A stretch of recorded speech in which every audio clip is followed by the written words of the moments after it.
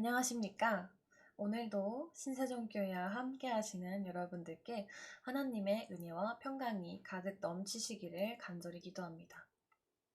오늘 말씀은 시편 30편 1절에서 12절 말씀입니다. 오늘 받아볼 시편 30편은 다윗의 시 성전 낙성가입니다. 다윗은 지어진 성전의 모습을 보지 못하고 죽음을 맞이하게 됐지만 하나님께서 그들을 어려움 속에서 고난 속에서 건져주시고 그 어려움 속에서도 백성들을 포기하지 않으심에 감사 찬송을 드리고 있습니다. 여호와여, 내가 주를 높일 것은 주께서 나를 끌어내사 내 원수로 하여금 나로 말미암아 기뻐하지 못하게 하심이니이다. 다윗은 원수들이 다윗을 끌어내고 기뻐하지 못하게 하신 하나님의 은혜에 대하여 감사했습니다. 1절에서 끌어내사에 쓰인 헬라어는 달라라는 헬라어인데 이 단어는 우물에서 물을 깃다, 물을 끌어올리다 라는 표현에서 사용되는 단어입니다. 우물 안에 있는 물은 누군가 길러주지 않는다면 스스로 우물 밖으로 나올 수 없습니다. 하나님께서 다윗에게 그렇게 하셨음을 다윗은 지금 고백하고 있는 것입니다. 저 우물, 저 어려움 가운데 있던 다윗을 하나님께서 건져주심을 고백하고 있는 것입니다. 우리 사람들은 세상의 일로 자주 넘어지게 됩니다. 우리가 넘어졌을 때에 사람의 힘으로는 그것을 극복할 수 없을 것 같고 주변에 아무도 나를 꺼낼 수 없다고 생각될 때가 있습니다. 또한 이것이 사실입니다. 이 세상의 그 무엇도 나를 도울 수 없습니다. 우리 하나님께서는 그런 절망 속에서 나를 저 원수에게 넘기지 아니하시고 수렁 속에서 건지시는 분임을 기억해야 합니다. 여호와 내 하나님이여, 내가 주께 부르짖음에 나를 고치셨나이다. 여호와여, 주께서 내 영혼을 스올에서 끌어내어 나를 살리사 무덤으로 내려가지 아니하게 하셨나이다. 여호와 하나님께서는 언제나 우리와 함께 하시고 나의 영혼을 구원하기 위하여 움직이고 계십니다.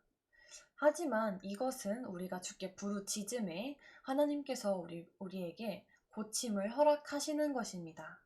나를 고쳐주시겠지, 나를 다시 살리시겠지 라고 생각만 하는 것으로는 부족하다는 뜻입니다. 우리는 하나님께 부르짖어야 합니다. 그때 주께서 나의 영혼을 저 스올에서 건지시고 살리실 줄 믿습니다. 주의 성도들아, 여호와를 찬송하며 그의 거룩함을 기억하며 감사하라. 그의 노염은 잠깐이요 그의 은총은 평생이로다. 저녁에는 울음이 깃들지라도 아침에는 기쁨이 오리로다. 내가 형통할 때에 말하기를 영원히 흔들리지 아니하리라 하였도다. 다윗은 하나님의 백성들에게 이야기하고 있습니다.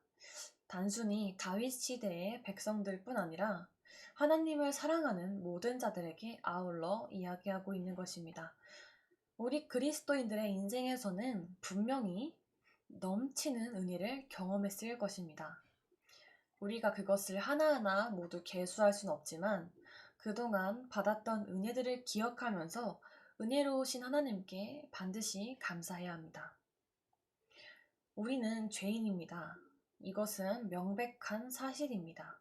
원죄, 그리고 세상을 살아가면서 짓게 되는 수많은 죄들로 인하여 우리는 죽을 수밖에 없는 죄인임에 거짓이 없습니다. 우리의 죄에 대해서 하나님께서는 때로는 꾸짖으시고 때로는 벌하시기도 하십니다.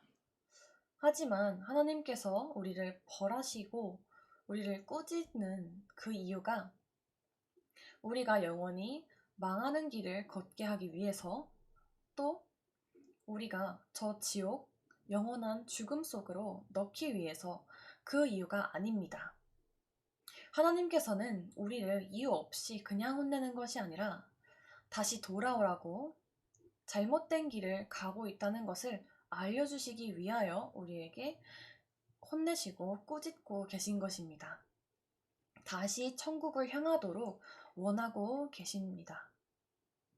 우리가 그것을 회개로 또 감사로 받아들인다면 하나님께로 돌아갈 때에 눈물은 멎고 기쁨이 가득 넘칠 줄 믿습니다.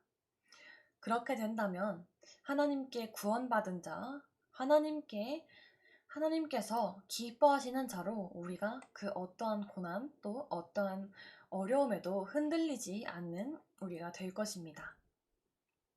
여호와여, 주의 은혜로 나를 산같이 굳게 세우셨더니 주의 얼굴을 가리심에 내가 근심하였나이다.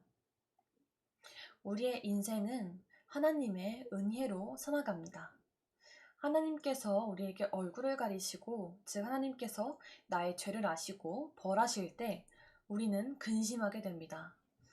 하나님의 은혜 속에서 살아가 풍족함을 누리던 우리, 또 나는 하나님의 은혜가 떠나고 나서야 내 인생의 모든 것이 하나님의 은혜임을 깨닫게 됩니다. 여호와여, 내가 주께 부르짖고 여호와께 간구하기를, 내가 무덤에 내려갈 때에 나의 피가 무슨 유익이 있으리요? 진토가 어떻게 주를 찬송하며 주의 진리를 선포하리이까? 은혜 밖에 살게 된 화자는 자신의 나약함을 깨닫습니다. 자신의 나약함을 인정하고 하나님께 부르짖어 간구하기 시작합니다. 비록 우리는 죄인이지만 죄인임을 인정하는 것에서 끝나는 것이 아니라 내가 변화하여 하나님의 은혜로 말미암아 변화돼서 하나님의 이름을 찬송하는 길로 나아가야 합니다. 오늘 화자는 이렇게 말하고 있습니다. 내가 죽으면 어떻게 다시 하나님께 나아갈 수 있겠습니까? 내가 만일 죄로 인하여 죽어버린다면 더 이상 하나님을 찬양할 수가 없습니다.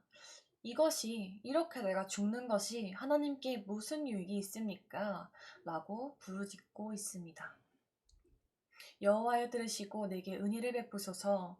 여호와여, 나를 돕는 자가 되소서 하였나이다. 우리 인간의 삶이라는 것이 이렇습니다. 우리는 할 수 있는 것이 없습니다.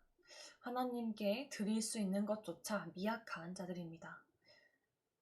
오직 하나님께 구하는 것만이 우리의 살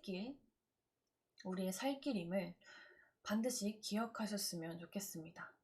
우리가 보기에 하나님께 부르짖는 것이 염치가 없어 보이고 부끄럽더라도 우리가 하나님의 이름을 붙들지 않는다면, 또 예수님의 이름을 붙들지 않는다면 우리는 지금 당장 죽어도 모를 자들입니다.